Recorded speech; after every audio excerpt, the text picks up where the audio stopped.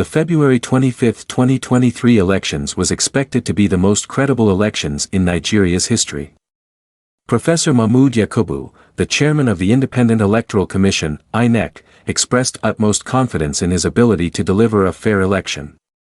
To ensure fairness, the Electoral Act underwent amendments, effectively closing the loopholes that politicians had previously exploited for electoral rigging. Additionally, INEC made significant investments in cutting-edge technology, guaranteeing that votes from polling units remained unaltered during collation. Nigerians were incredibly mobilized, resulting in a noteworthy absence of voter apathy. INEC officials emphasized that every Nigerian vote would genuinely count in these elections. Furthermore, INEC received a substantial budget allocation of 305 billion naira, equivalent to $661 million, to facilitate the smooth running of the February 25 elections. Regrettably, despite the high expectations, these elections turned out to be the most controversial in the history of Nigeria. Hello and welcome to Ernimar TV, where we provide unbiased analysis of Nigerian political events. In this broadcast we will take a look at how INEC deceived Nigerians during the 2023 general elections. The faith in the election results was heavily dependent on the process that the Electoral Commission assured Nigerians was foolproof. The Biometric Voters Accreditation System, BVAS, was introduced for voter accreditation, utilizing previously collected biometric information during the voters' registration exercise. According to the plan, each voter would be validated using their biometric data and subsequently handed the ballot papers to cast their votes. The results were to be collated at the polling units, entered into result sheets, and announced in the presence of voters, party agents, and security officials. The next step was to upload the results onto the INEC server using the BVAS machine at the polling unit. On election day, most of the plan went as expected, except for the crucial uploading of results. So it's exactly midnight, and technically you can say it's another day. So today isn't 25th, today is 26th, as it were, isn't it, of February. And we are still having a situation of collation and uploading of results. Can you tell us exactly what the situation here is, where we are, and what the situation has been long before now? All right, I'm Odion Osaro, Ward Chairman, Ajao Waji, Oshodi Solo, local government. So far, the election we had here across 36 polling units was peaceful, very peaceful. But one of the major challenges we had was the uploading of the results, either offline or online. So we accompanied all the INEC officers with our polling unit agents to the Collation Center here in Ajao Primary School in Ajao Estate. And the major issue we have right now is the uploading of the polling unit 028. And funny enough, it is my polling unit, and the difference in the vote in that polling unit is massive. It was discovered that someone at the INEC headquarters had switched off the server, hindering the transmission of results from the polling units to the local government collation centers. This created an opportunity for tampering with the results during this crucial transition. When the final results were eventually announced, it became evident that they deviated from the voters' anticipated outcome. Furthermore, when the server was switched back on, the uploaded results showed inexplicable alterations that INEC struggled to explain. Adding to the credibility concerns, unaltered versions of the results from party agents began circulating freely on social media platforms. Many Nigerians called for the resignation of Professor Yakubu, but he brazenly ignored these demands. Nigeria has gotten to the point to know that Mahmood is not the right man to be there. First of all, the chairman of INEC, Professor Mahmood, has failed Nigerians woefully. He thinks that on a broad daylight he can come out and deprive us of our fundamental rights as a citizen of this country. On that fateful day, on the 25th of February 2023, we went out there, we voted, and we have the result of our polling unit. And the polling unit close to us, we have those results. And the chairman of INEC is giving us a different result from what we voted for. We are saying no to it, that the chairman of INEC, Mahmood, should be sacked from the office and prosecuted. Earlier, President Muhammadu Buhari had promised Nigerians a credible election before the end of his tenure, further deepening the disappointment felt by Nigerians.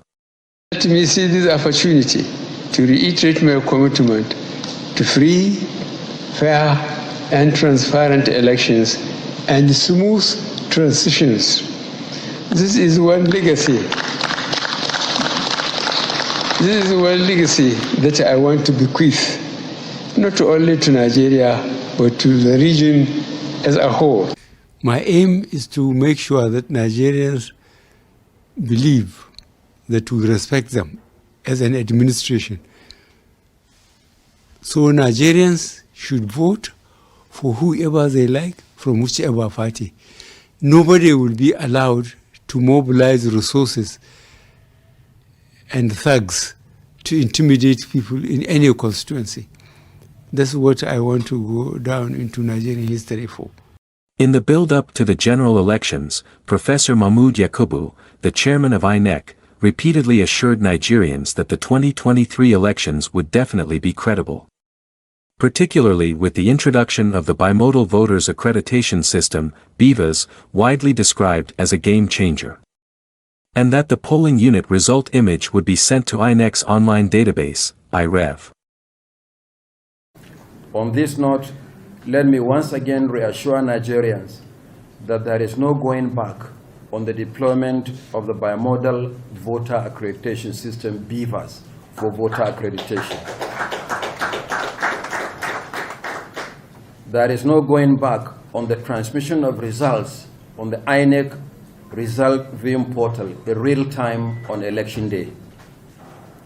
On this note, let me seize this opportunity to respond to a story emanating from a section of the media that the Commission has decided to jettison the uploading of polling unit level results in real time on election day.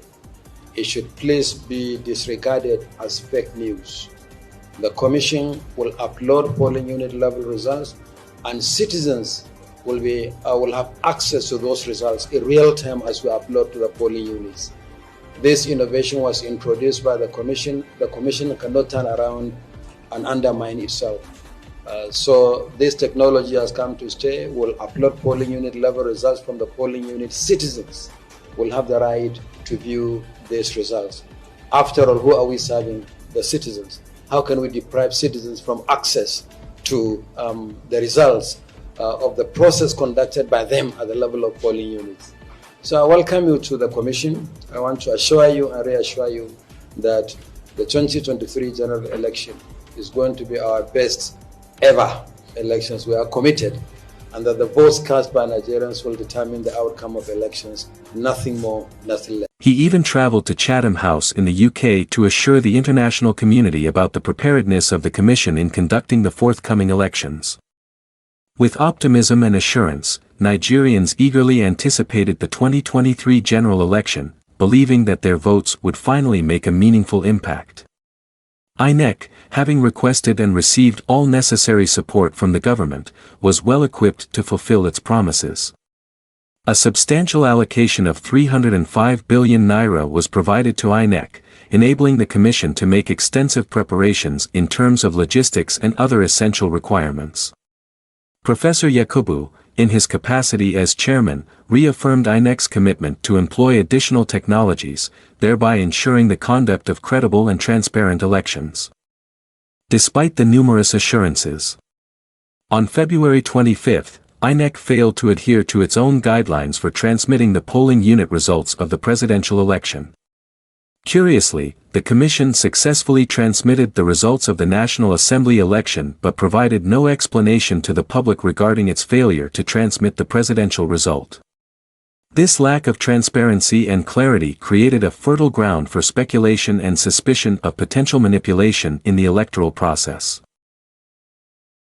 Section 65 and Section 64(4) of the Electoral Act 2022 as amended. I want to demand that while the two other screens can show the results as presented by the returning officer, the center screen should actually show the uploaded results. That is the only way we can compare and be sure that what the returning officers are presenting is in consonance with the uploaded results. Because without uploading the results, and we are making a comparison here, it will be difficult to know where beavers were bypassed. Because upload is supposed to be done immediately after voting. And I have your manual for electoral officers here, and it is so stipulated therein. So we will want, as the presentation is done state by state, the uploaded results on your server should be displayed. What they are presenting also displayed by the two smaller screens. Then we'll be able to know if what is uploaded is what is being presented. That is the only way the transparency of this process can be guaranteed. That is the way bypassing beavers can be detected, and that is the only way we can get results. Because more than 10 times, Barrister Festus Okoye made press conferences and told Nigerians that beavers and electronic transmission of results have come to stay. We want to see it in practice. Thank you. What point are results transmitted to the IRF portal, and what's the purpose? First, for transparency of the process.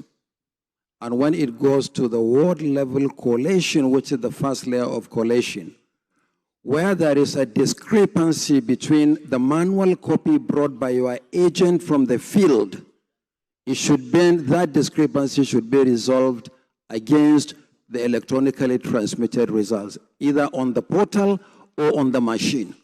That is why from the polling unit level, the machines and the physical copies of the results are handed over to the collation officer at ward level. This procedure has taken place at ward collation level. And you had agents at ward collation level. From there, it went to the local government collation level, then the state collation level, before the results are presented here. So it is not at this point, with due respect, the agent of the PDP, that you'll talk about the display of the polling unit level result, because you don't have copies of the polling unit level results. It is at that point that it ought to have been done. And based on the result that we have received, we believe that that has been done. Amidst the protests raised by agents from the People's Democratic Party, PDP, and Labour Party at the Collation Center in Abuja, Professor Yakubu proceeded to declare Bola Ahmed Tinubu, the candidate of the All Progressives Congress, APC, as the winner of the 2023 presidential election. In response to the objections raised, he advised Peter Obi and Atiku Abubakar to go to court. Following the declaration of Bola Ahmed Tinubu as the purported winner of the 2023 presidential election, both the PDP and Labour Party vehemently disputed the outcome and opted to challenge it through the tribunal. In a concerning turn of events, INEC initially denied the Labour Party and PDP access to inspect the election materials. Moreover, the Commission requested to reconfigure the BVAS machine, promising to store the data on their back-end server. This raised suspicion as it risked erasing crucial information from the BVAS machine. On Tuesday, June 13, 2023, the legal team representing Atiku Abubakar summoned Professor Mahmood Yakubu, the chairman of the Independent National Electoral Commission, INEC, to appear before the Presidential Election Petition Court in Abuja. When we now mentioned that we had subpoenaed the INEC chairman, you can see that there are some documents we tendered and they objected to. But now we are also subpoenaing them to come by themselves and produce those documents. Yeah. Those documents, let them produce them themselves so that we'll know whether they will object or not object to the ones they will produce by themselves.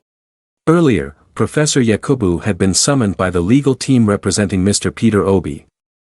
They sought not only his testimony as a witness but also requested that he produce and submit sensitive materials used during the presidential election as evidence before the court. Instead of personally attending the court session, Professor Yakubu delegated Morni Kiji Tahiru, the Deputy Director of the Certification and Complaint, Legal Drafting and Clearance Department, to represent him at the tribunal.